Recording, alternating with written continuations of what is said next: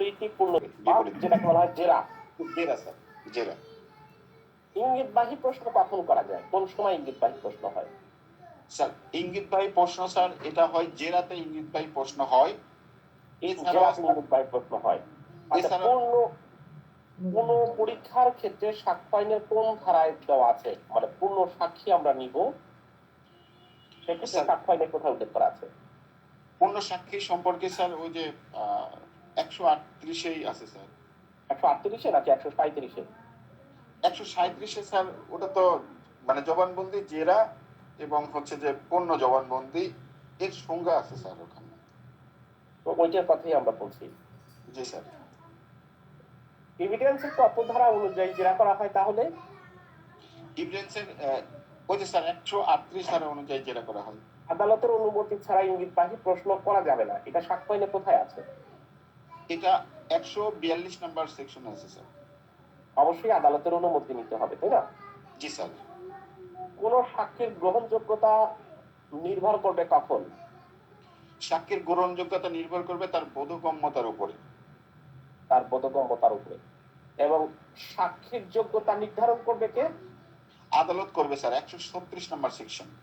কয়টা উপায়ে সাক্ষ্য আইনের 155 ধারা অনুযায়ী সাক্ষীর বিশ্বাসযোগ্যতা সম্পর্কে অভিযোগ করা যায়? এটা স্যার 3টা উপায়ে হচ্ছে যে অভিযোগ করা যায়। কি বিশ্বাসযোগ্যতা কিভাবে ভাঙবেন? স্যার একটা হচ্ছে যে তাকে হচ্ছে যে তাকে মিথ্যা প্রমাণিত করে এবং তার চরিত্রের উপর আঘাত এনে স্যার, এবং সে যে হচ্ছে যে ঘুষ গ্রহণ করে সাক্ষী দিচ্ছে এটা প্রমাণ করে। বিশ্বাস অযোগ্যতা যেটাকে বলা হয়। নাম্বার 2 হচ্ছে দুর্নীতির লোভন। নাম্বার 3 হচ্ছে পূর্ববর্তী অসংযুক্ত বক্তব্য, তাই না? জি স্যার। এই 3টা উপায়। তাহলে সাক্ষীকে জেরা করার ক্ষেত্রে আপনি ওই সাক্ষীর যে বিশ্বাসযোগ্যতা সেটা আপনি অভিযোগ বা নষ্ট করবেন 3টা উপায়। একটা হলো পূর্ববর্তী উনি যে বক্তব্য দিয়েছে, অর্থাৎ উনি যদি 161 দিয়ে থাকেন, উনি যদি পুলিশ হন, তাহলে ওনার 173 নাম্বার সেকশন অনুযায়ী উনি যে বক্তব্য দিয়েছেন সেটার সাথে যদি মিল না থাকে, অসামঞ্জস্যপূর্ণ হয়। আবার যদি ডাক্তার হয়, ওনার লিখিত যে বক্তব্য ছিল সেখানে যদি উনি সঠিক বক্তব্য না দেন, দ্যাট মিনস পূর্ববর্তী বক্তব্যের সাথে অসামঞ্জস্যপূর্ণ বক্তব্য থাকতে হবে। নাম্বার 2 হচ্ছে দুর্নীতির প্রলোভন, অর্থাৎ ঘুষ নিয়েছে, ঘুষের প্রস্তাব দিয়েছে, সাক্ষ্য দিতে অন্যকে দুর্নীতির প্রলোভন করেছে, এইভাবে আপনি কি করতে পারবেন। নাম্বার 3 হচ্ছে বিশ্বাসটাকেও অযোগ্য করে তোলা, সাক্ষী হাজির করতে। এই 3টা কিন্তু খুবই গুরুত্বপূর্ণ এবং এটা কিন্তু প্রশ্ন মাঝে মাঝেই আসে, আমাদের বিভিন্ন সময় প্রশ্ন আসার মতো প্রশ্ন। জি স্যার। সাক্ষীকে কখন প্রশ্ন করতে হবে এবং কখন সাক্ষী উত্তর দিতে বাধ্য হবে তা আদালত নির্ধারণ করবে। এটা কোথায় বলা আছে? এটা স্যার মানে 2টা জায়গায় আছে। মেন যে আপনি যেটা বললেন স্যার এটা 132-এ আছে, এছাড়াও স্যার 147-এও আছে। এটা 148 নাম্বার সেকশনে আছে। 48 কি 47 না স্যার? 148 তো হওয়ার কথা। প্রশ্ন করতে হবে এবং কখন প্রশ্ন উত্তর দিতে বাধ্য তা আদালত নির্ধারণ করবে, এটা 148 নাম্বার সেকশনে উল্লেখ আছে। জি স্যার। আর যখন বাধ্য করা যায় তখন সেক্ষেত্রে 47 নাম্বার সেকশনে আলোচনা করা হয়েছে, তাই না? 132-এও তো এই ধরনের একটা কথা আছে স্যার। 132-এ কি আছে? এটা স্যার ওই যে মানে কোন প্রশ্নের উত্তর কোন সাক্ষীকে মানে অপরাধের সঙ্গে কোন প্রশ্ন উত্তর সাক্ষীকে অপরাধের সাথে জড়িত করবে এই অজুহাতে উত্তর দান থেকে সাক্ষীকে অব্যাহতি প্রদান করবে না, এটা অন্য জিনিস। জি স্যার। এটা অন্য জিনিস। সাক্ষ্য আইনের এই জায়গা থেকে একেবারে 30 থেকে 167 নাম্বার সেকশন থেকে আপনারা প্রশ্ন অব্যাহতি 5টা পেয়ে যাবেন। একেবারে খুবই গুরুত্বপূর্ণ, প্রত্যেকটা সেকশন কিন্তু এখানে গুরুত্বপূর্ণ, কোন সেকশন বাদ দেওয়া যাবে না। যেমন হচ্ছে অশ্লীল বা কুসংস্কারজনিত প্রশ্নের ক্ষেত্রে কত নাম্বার সেকশনে আলোচনা করা হয়েছে জানেন? জি স্যার, ওটা হচ্ছে ওই যে 152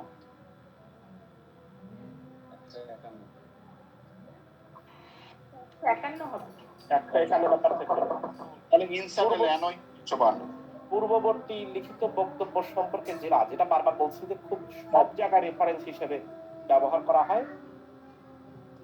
145 sir. 145 cross examination as to previous statement in written writing. এই জায়গা থেকে কিন্তু প্রশ্ন হওয়ার সম্ভাবনা এই যে 145 নাম্বার সেকশন জেলার আইনসঙ্গত প্রশ্নে এখানে ব্যাপক পরিবর্তন আছে বা ব্যাপক কিছু হয়েছে। জি স্যার 146 না স্যার? জি, কি হয়েছে, কি ছিল, কি জানেন 46 সম্পর্কে? এটা স্যার হচ্ছে ওই তিনটা বিষয়ে, যে ওই টু টেস্ট ইজ ভেরাসিটি, সাক্ষীর সত্যবাদিতা পরীক্ষা, এবং সাক্ষীর চরিত্রকে আঘাত হারিয়ে তার বিশ্বাসযোগ্যতাকে নষ্ট করার জন্য।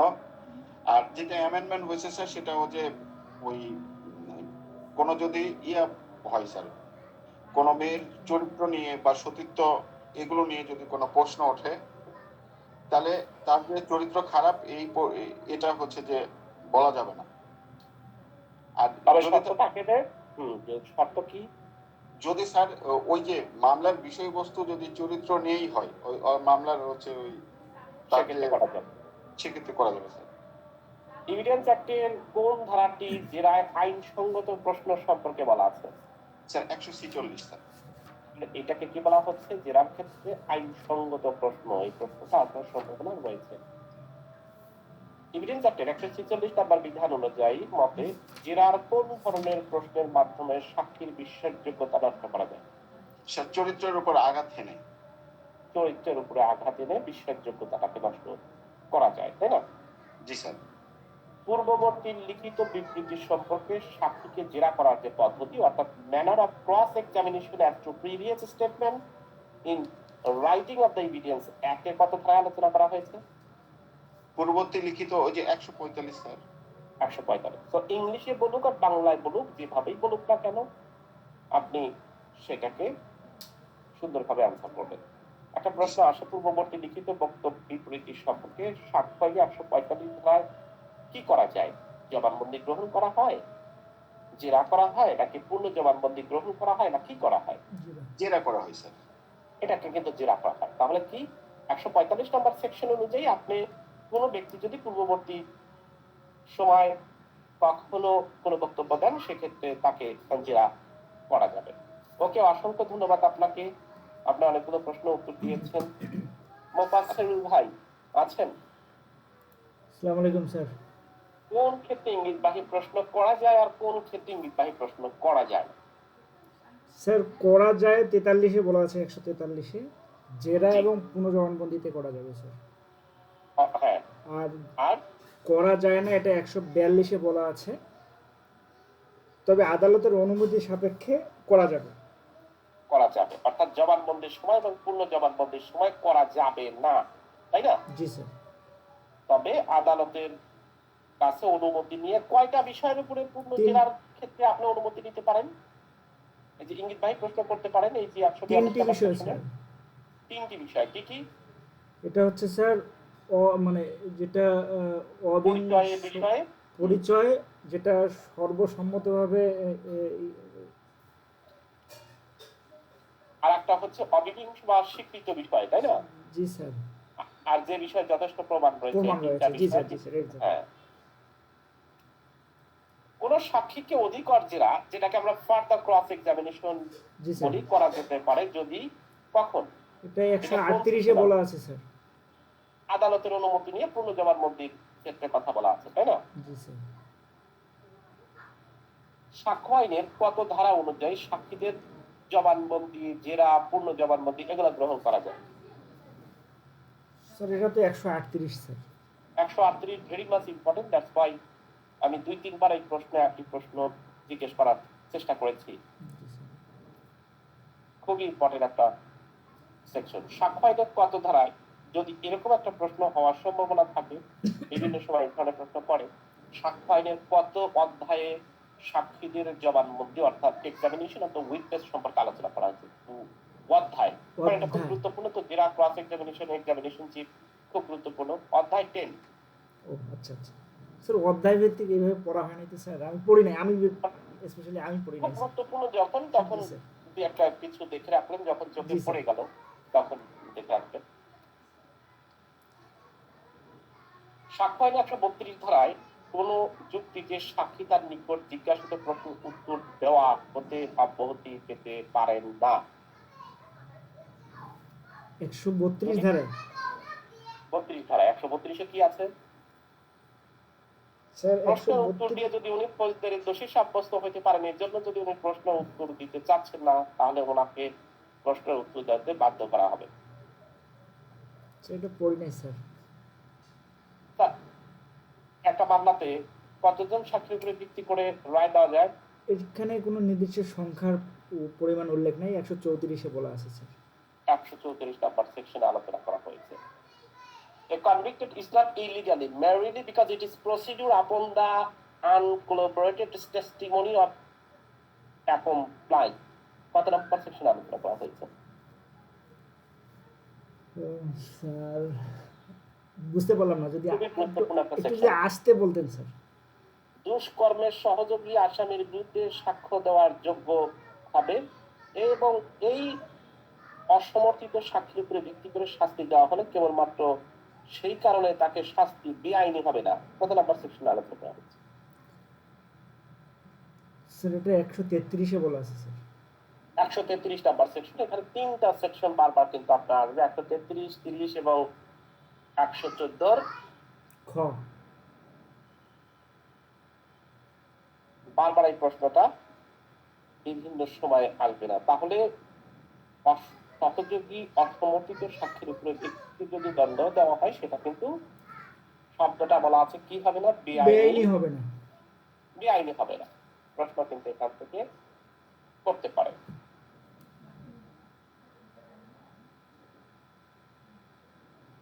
আর একটা প্রশ্ন আমি আপনাকে জিজ্ঞেস করতে যাচ্ছি, সাক্ষ্য আইনের উপদেষ্টা পেশার সাথে পেশাগত গোপনীয়তা যোগাযোগের প্রকাশ সংক্রান্ত বিধান কত নম্বর সেকশনে আলোচনা করা হয়েছে? স্যার এটা আইন উপদেষ্টা 129 স্যার। 129 নম্বর সেকশনে আলোচনা করা হয়েছে। সাক্ষ্য আইনের কত ধারা অনুযায়ী আইনি উপদেষ্টার সাথে গোপনীয় যোগাযোগ প্রকাশের সুরক্ষা দেওয়া হয়েছে? সেটা হচ্ছে 129।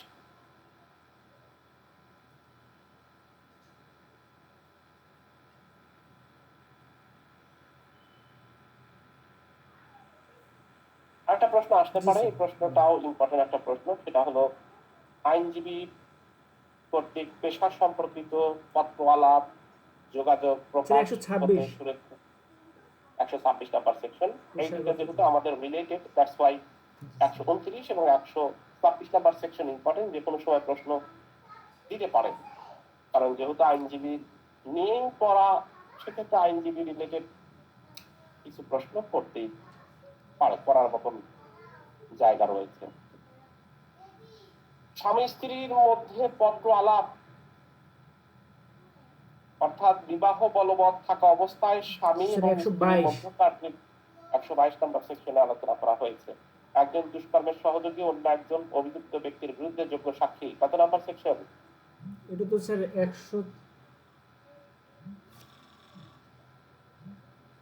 114 খ 133 133ই বলতে হবে। ও স্যার, যোগ্য সাক্ষী যখন বলবে তখন 133ই বলতে হবে। জি স্যার। স্বামী এবং স্ত্রী উভয়ে একে অপরের বিরুদ্ধে যোগ্য সাক্ষী কোন মামলার 120 ক্ষেত্রে? ও স্যার কোন মামলার ক্ষেত্রে যোগ্য সাক্ষী? দেওয়ানি মামলার ক্ষেত্রে, ফৌজদারি মামলার ক্ষেত্রে, দেওয়ানি ফৌজদারি উভয়ের ক্ষেত্রে। উভয়ের ক্ষেত্রে স্যার। সকল দেওয়ানি এবং ফৌজদারি মামলায় স্বামী স্ত্রী একে অপরের বিরুদ্ধে যোগ্য সাক্ষী হবে। কত নম্বর সেকশনে আলোচনা করা 120 হয়েছে? স্যার 120।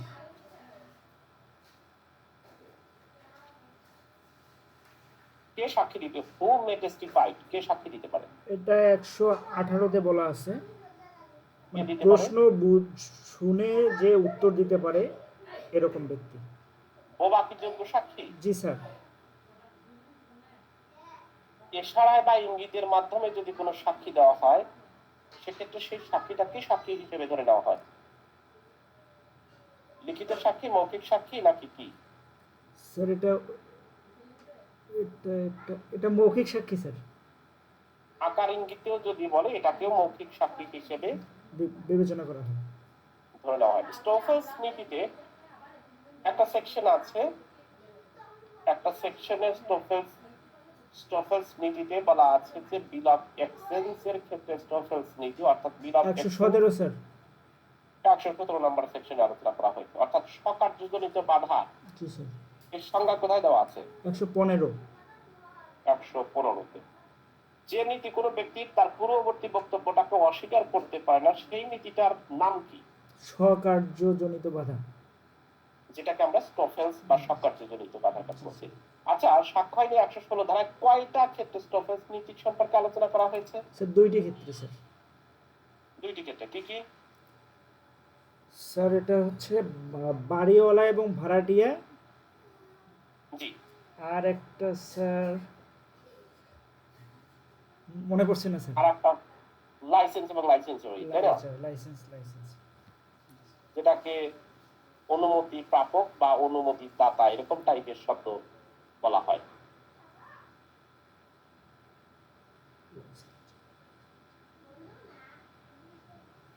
এখান থেকে কিন্তু প্রশ্ন আসে বিভিন্ন সময়, এই স্টফেন্স থেকে প্রশ্ন হয়।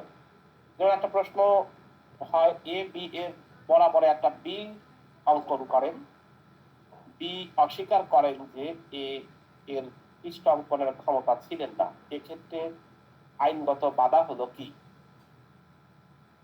স্বকার্যজনিত বাধা এরকম প্রশ্ন করতে পারে, কারণ সে একবার এটা তৈরি করে দিয়েছে, বিল অফ এক্সচেঞ্জ তৈরি করে দিয়েছে, পরবর্তীতে সে বলতেছে যে আমার ক্ষমতা ছিল না, এই অজুহাত সে ব্যবহার করতে পারবে না স্টফেন্স নীতি অনুযায়ী সব কার্যজনিত বাধার কারণে, তাই না? জি স্যার।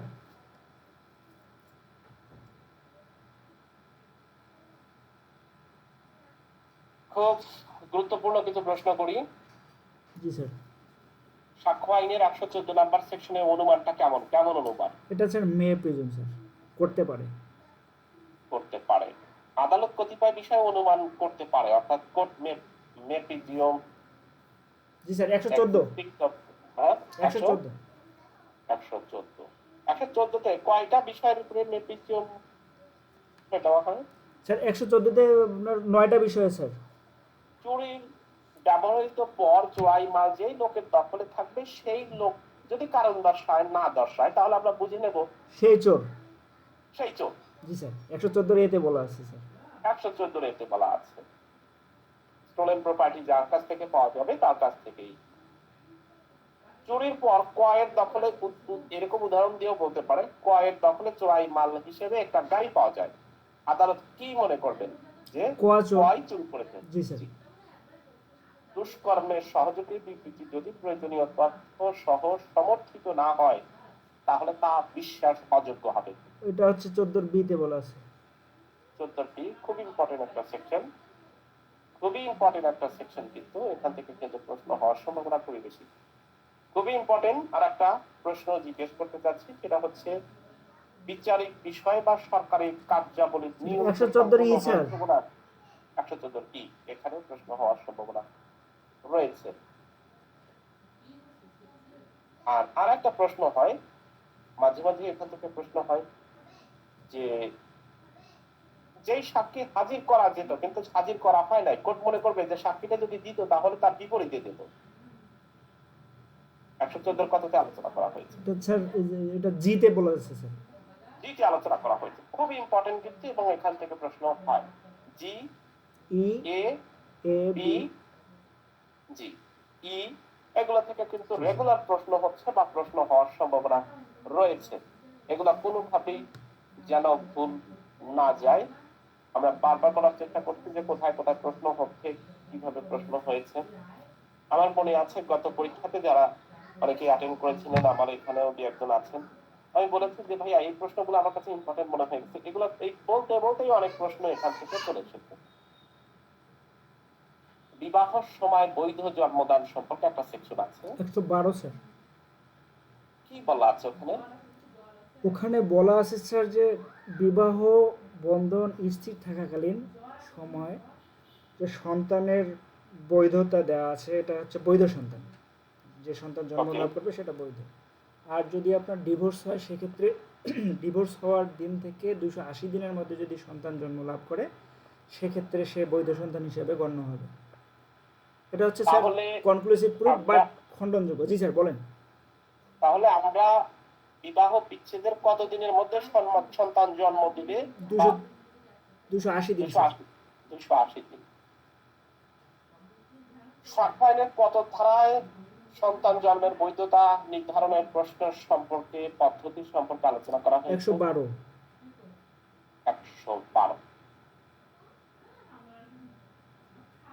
এটা কি, এটা কনক্লুসিভ প্রুফ স্যার, নাকি কনক্লুসিভ? কনক্লুসিভ প্রুফ বাট খণ্ডনযোগ্য স্যার। দুটা সেকশন কনক্লুসিভ প্রুফ হিসেবে ধরা হয়। এই দুটো সেকশন কোন দুটো সেকশন? 112 এবং 112 41। ওকে। যে সকল লেনদেনের ক্ষেত্রে এক পক্ষের সক্রিয় অবস্থা থাকে, সরল বিশ্বাসে প্রমাণ। আচ্ছা, আরেকটা প্রশ্ন, গতকালকে দেখলাম একজন দখলকৃত হোক আর দখলকৃত হোক আর যাই হোক না কেন, একজন ব্যক্তি পুরো সম্পত্তি তার দখলে আছে। জি স্যার। কোর্ট সাধারণত কি মনে করবেন, এই সম্পত্তির মালিক কে, দখলদারই নাকি কে? তো সাধারণত যে দখল করে আছে তাকেই মনে করবে যে সে মালিক, আপাত দৃষ্টিতে অর্থাৎ স্যার। তাহলে বার্ডেন অফ প্রুফ কার, যে সম্পত্তিটা যে তার না। যেমন আমাদের 107 এবং 8 নিয়ে এই ধরনের প্রশ্ন হয়, ঠিক 10 নিয়েও এই ধরনের একটা প্রশ্ন হয়েছিল। তাহলে ওখানে আপনার ইয়েকেই প্রমাণ করতে হবে, যে দাবি করবে। যে দাবি করবে তাকেই প্রমাণ করতে হবে যে এই যে সম্পত্তি যার দখলে আছে তিনিই মালিক, এইটাই কোর্ট ধরে নিবে। জি স্যার। কিন্তু যে বলছে যে আসলে সম্পত্তিতে সে মালিক না, না। সে বেদখল করে রেখেছে, জি স্যার। তাহলে যে দাবি করছে তাকেই প্রমাণ করতে তাকেই হবে, তাই প্রমাণ না? করবে। জি স্যার।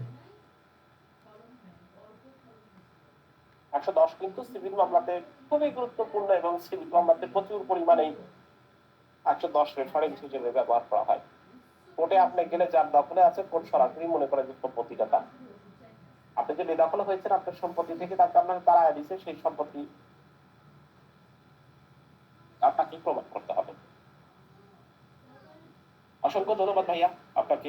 Welcome sir. আসসালামু আলাইকুম। অ্যাডভোকেট সাবেকুন, আপনাকে চিনছি না, আপনি কি আমাদের গ্রুপে